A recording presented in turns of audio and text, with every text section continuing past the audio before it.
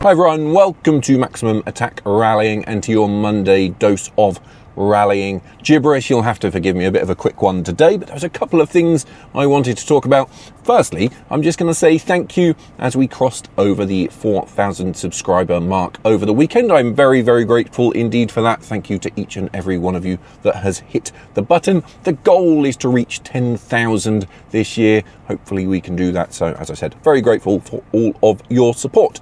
We have a bit of an update in the world of WRC 27. Project Rally 1 have unveiled the first look at their 2027 car. So I just wanted to touch on that. Someone asked about it on social media. No, just actually, before we get into that, there was a little bit of news a couple of weeks ago, wasn't there? So Yves Maton, former Citroën WRC boss, has had some involvement in this project. But weirdly, he has also been announced as working for the Overdrive team, which runs Toyota's World Rally Raid championship entry. So there's a bit of a weird thing going on there. I'm not sure what that means for Maton's involvement in this Project Rally 1 thing. So we'll have to wait and see, won't we? We'll have to wait and see how much involvement he has as that progresses. But let us talk about this new car. What can we say about it? Well, the image that we've seen, which was revealed exclusively to dirtfish.com, I will put it on the screen right now. I mean, the first thing to say is that there is a striking resemblance to the Porsche Macan, isn't there?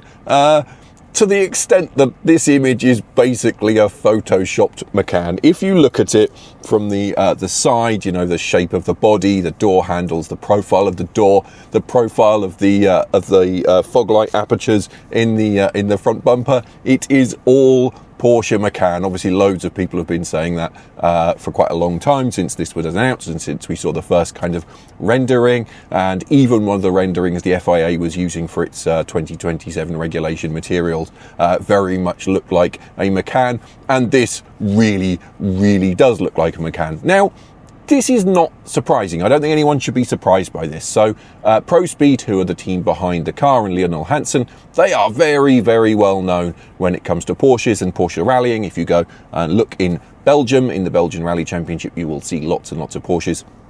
And very popular car, very, very exciting car, I will say. And Prospeed know all about those cars. They've built a 992 GT3 based rally car, I do believe. So the Porsche link is understandable, isn't it? You know, if your bread and butter has been building 911 rally cars and you decide to make a car for the WRC that is a space frame and needs to look a little bit more hatchbacky type thing, then maybe a Macan is not such a strange choice of vehicle to base it on. The headlights do look a bit different as someone randomly beeps their horn outside. I don't know why they're doing that. People just do that. People beep their horns here a lot.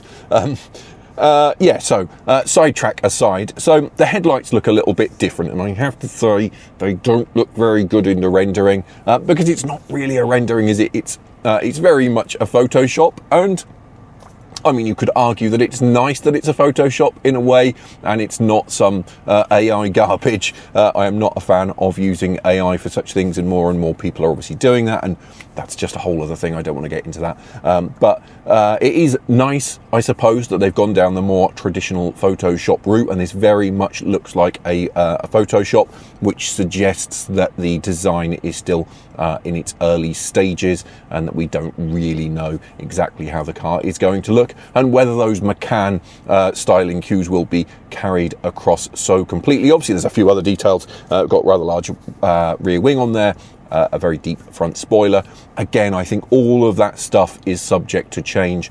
You know, it's going to be very much dependent on the aero regulations and how things look. You know, we're told that these cars are going to be quite similar to Rally 2 when it comes to aerodynamics, and the picture here looks like it's got quite a big rear wing on the car, and you know, if you look at a Rally 2 wing, it is not that big. So it's going to be interesting to see how it looks. So there's not too much that we can take from this, I think, in reality. Though in the subsequent interview, there were a few other details that are just worth touching on. So, as you would expect, Hansen is being pretty cagey on the actual details of the car. He has said that they hope to begin testing in the spring, so around April time. He also said, which I thought was interesting, that the car that we've seen, so there has been a chassis on display over the last few months, that was more of a prototype, kind of a pre-test prototype. And he said that they're working on the actual test car, so it may be that things have changed significantly enough for that to be a different chassis entirely.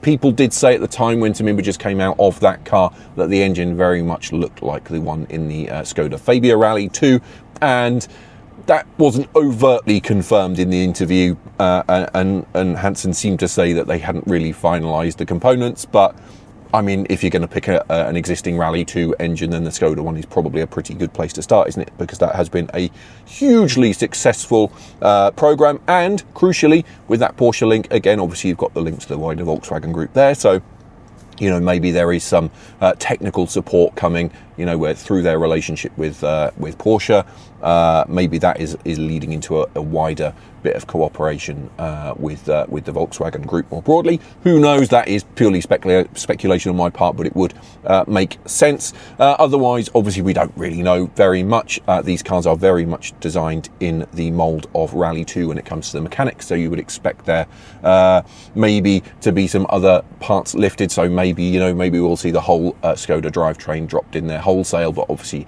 things like suspension and dampers and brakes are probably going to be quite different. We just don't know at the moment, and that photoshopped image has not given us too much to go on.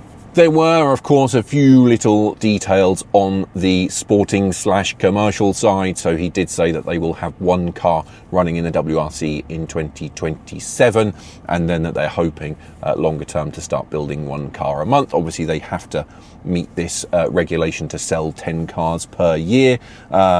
It's going to be tough, isn't it? You know, obviously, of course, they've said that they've got lots and lots of people interested.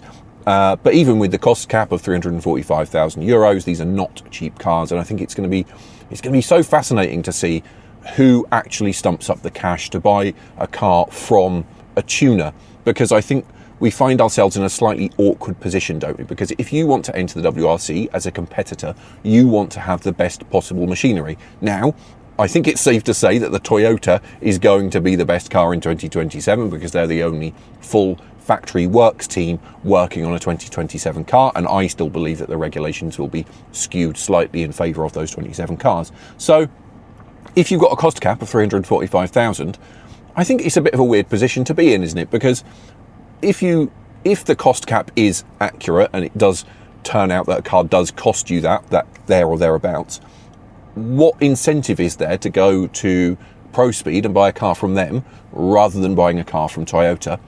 Alternatively, you could look at it in a slightly different way and say, what is the incentive to buy the car from Prospeed when you could go and buy a Fabia Rally 2, a Yaris Rally 2, a Lancia Rally 2, or whatever it may be, which is a very known, established platform with good parts support, with good residual values because they're usable in championships all over the world, you know, ERC, French Championship, Belgian Championship, British Championship, etc., etc., etc.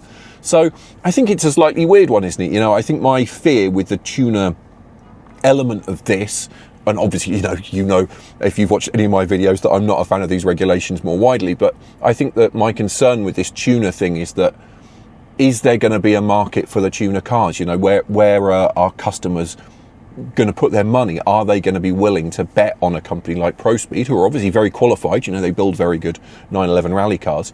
Is someone going to be willing to put money into a car like that relative to a car from Toyota in the same category, or relative to a Rally 2 car, which in theory should be capable of winning WRC events, but is also eligible for championships all over the world? So I'm still a little bit unsure about that. It's going to be interesting to see how it pans out and whether teams like, you know, Prospeed can make this work. So there's lots and lots to think about here, isn't there? There's lots and lots of elements to it. And while I've said over and over again that I'm not a fan of these regulations, because I'm not, I think they're terrible, it certainly gives us things to talk about, doesn't it? But unfortunately, right now, we just don't have too much information. So there's not too much more I can say at this stage about this car. We will just have to wait and see what happens, won't we, when it breaks cover in April time. Hopefully we'll get to see it testing and see a little bit more, and hopefully we'll get to start to get some look behind the scenes at the Toyota and what they're doing with their car. So it's very much a waiting game. Anyway, I'm going to stop rattling on. I feel like I've been prattling on about something without actually telling you too much, so I'm going to stop now. I will just say, of course, thank you for watching. Let me know in the comments what you think about how the car looks and what your expectations are. Do you think anyone will buy it? Do you think it will be competitive? Let me know in the comments. While you're there, of course, hit those like and subscribe buttons to help us on that journey to 10k. And I will just finish this video by saying thank you as always for watching, and I will see you again in the next one.